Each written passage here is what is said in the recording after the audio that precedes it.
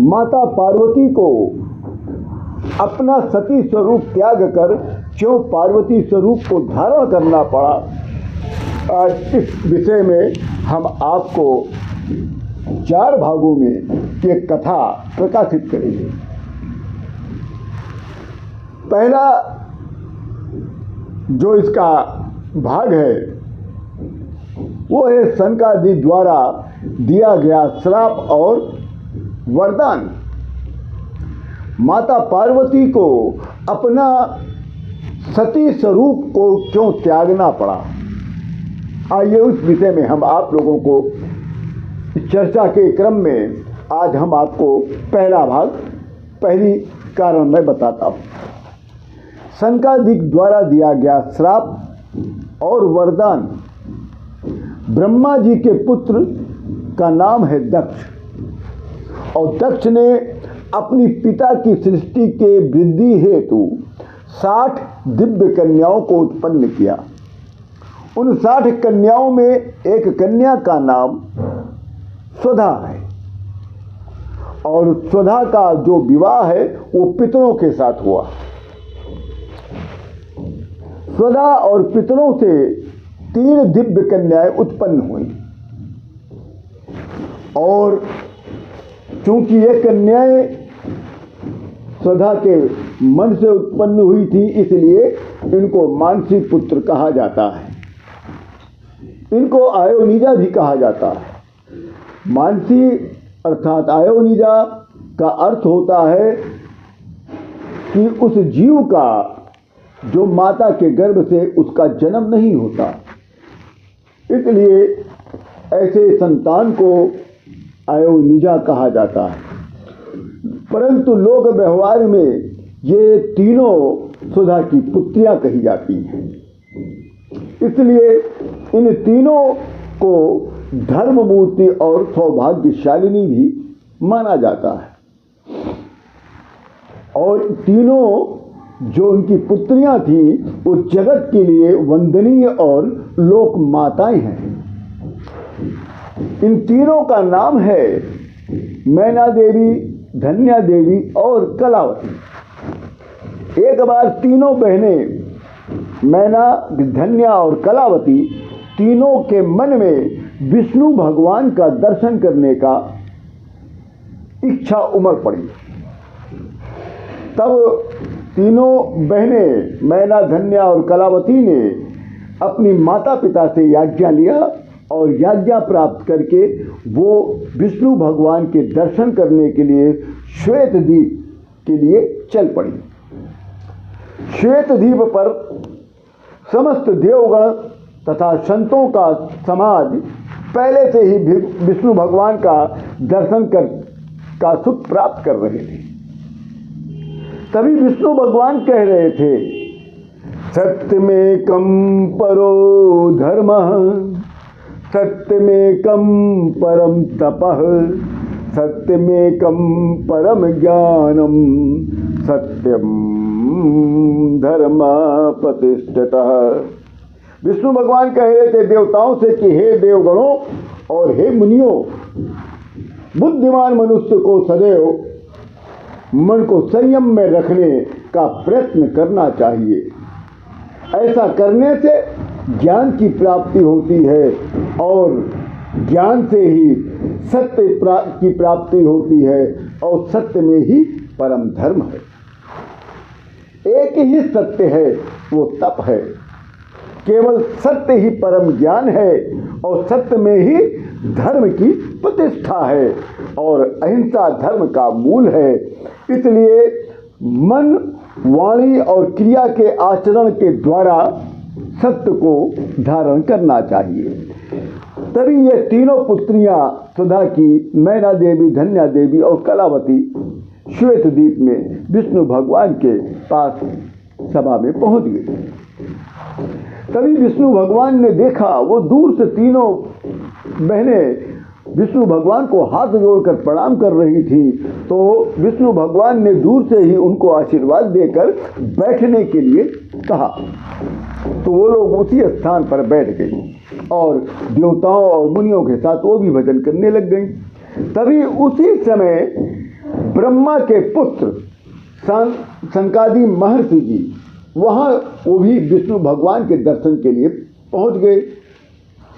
सनकादिक महर्षि को देखकर सभी देवता और सभी ऋषि मुनि उनकी स्वागत में खड़े हो गए, उनके चरण को स्पर्श किया, उनको प्रणाम किया, उनकी वंदना किया। परंतु स्वधा और पितरों की ये तीन कन्याएं न ये सनकादिक महाराज के लिए खड़ी हुई, न उनको प्रणाम किया, न उनकी वंदना किया। जबकि तीनों बहनें सौभाग्यवती होने के बाद उन्होंने ऐसा आचरण क्यों धारण किया, सभी लोग आश्चर्यचकित हो गए।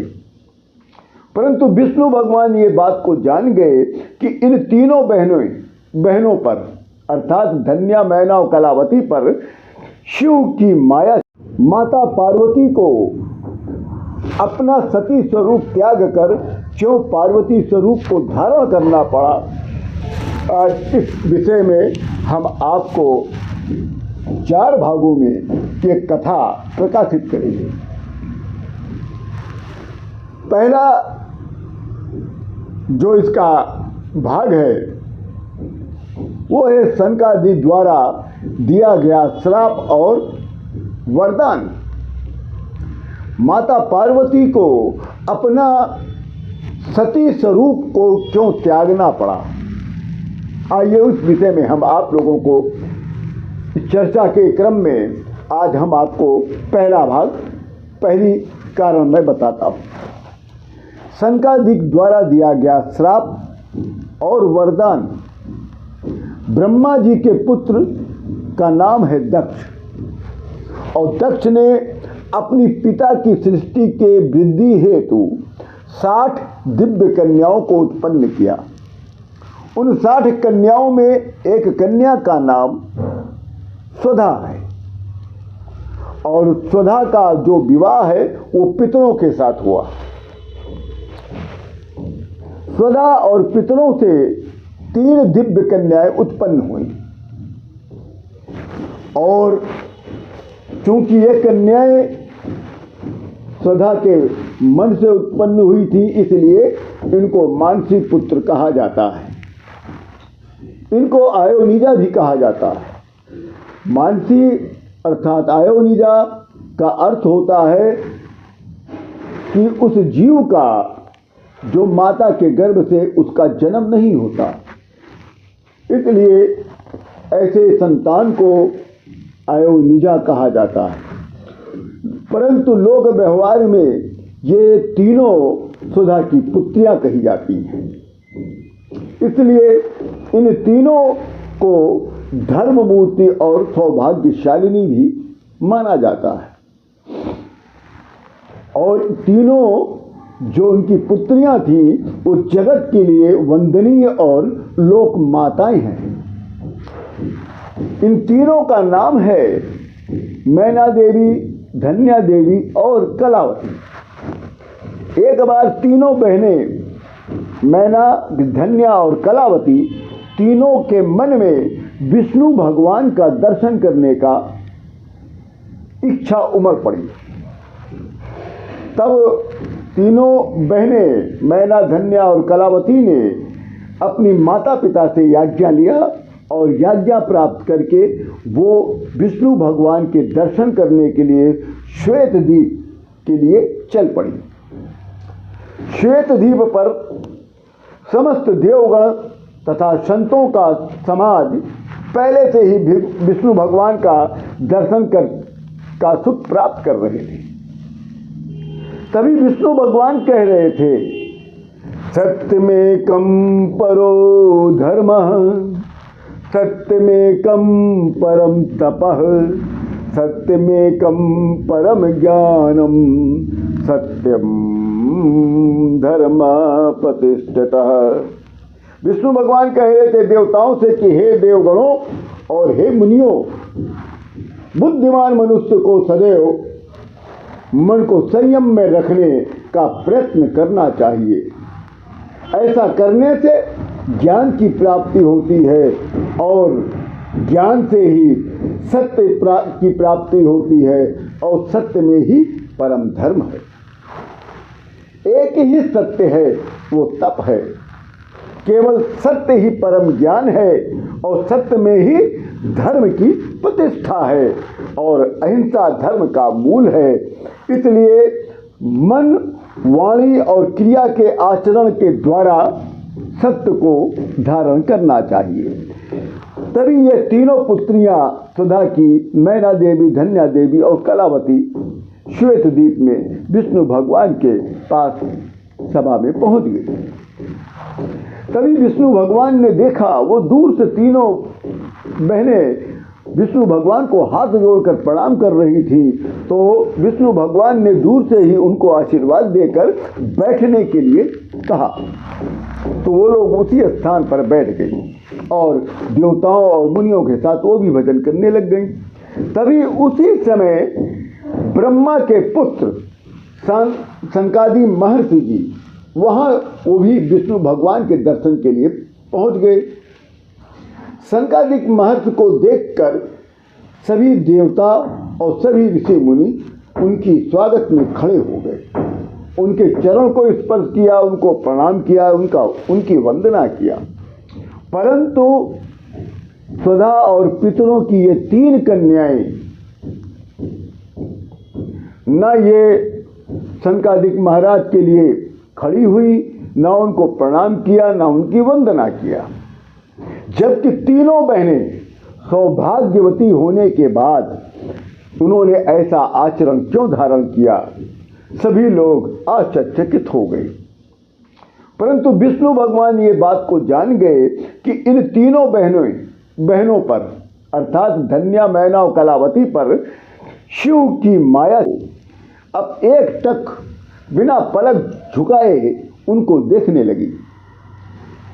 सनकादिक महाराज की जब दृष्टि उन तीनों पुत्रियों पर पड़ी तो वो क्रोधित हो गए और सनकादिक महाराज भी शिव माया से मोहित हो गए थे, क्योंकि सनकादिक महाराज को कभी क्रोध नहीं आता था। आज उनको क्रोध आ गया और क्रोध में उन्होंने कह दिया कि यूयम तृष्टो भग्न्यश्च मूढ़ा सद्य विनोजिता अज्ञात श्रुति तत्व ही पितकन्या ध्रुवम। सनकादिक महाराज कहते, तुम तीनों बहनें यद्यपि पितरों और सुधा की कन्या हो, फिर भी तुम्हें श्रुति तत्व का ज्ञान नहीं है, तुम लोगों का ज्ञान नष्ट हो गया है। इसलिए मैं तुम्हें और तुम लोग मानसिक पुत्रियां भी हो और तुम्हें महात्माओं देवताओं का सम्मान करना नहीं आता, इसलिए और तुम नर भाव से मोहित होकर मुझे दृष्टि गड़ाकर देखती हो, इसलिए मैं तुम्हें श्राप देता हूं। और तुम तीनों ने नर भाव से मोहित होने के कारण तुम तीनों को स्वर्ग की सुख की प्राप्ति नहीं होगी और तुम तीनों को अपने कर्मों के अनुसार ही फल की प्राप्ति होगी।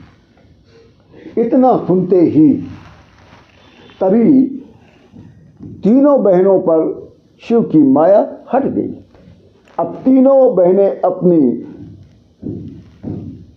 अपनी पुनः अपनी ही अवस्था में आ गई।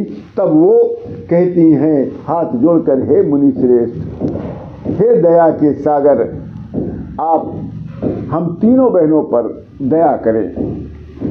हम लोगों ने आपको श्रद्धा पूर्वक प्रणाम नहीं किया है, हम लोगों की ये मूर्खता थी, पर आप तो कृपालु हो, दया के सागर हो, ज्ञानी हो, आप ही कोई अनुग्रह करें कि जिससे इस श्राप से हम लोगों को मुक्ति मिल सके और पुनः स्वर्ग की प्राप्ति हो। तभी सनकादिक महाराज के ऊपर से भी शिव की माया हट गई। तब शंकर जब शिव की माया हट जाती तो सनकादिक महाराज कहते हैं कि हे सुधा और पितरों की दिव्य कन्याएं, मेरी बात सुनो। हमारा वचन सदैव सुखकारी होता है और हमारा वचन शोक को दूर करने वाला होता है।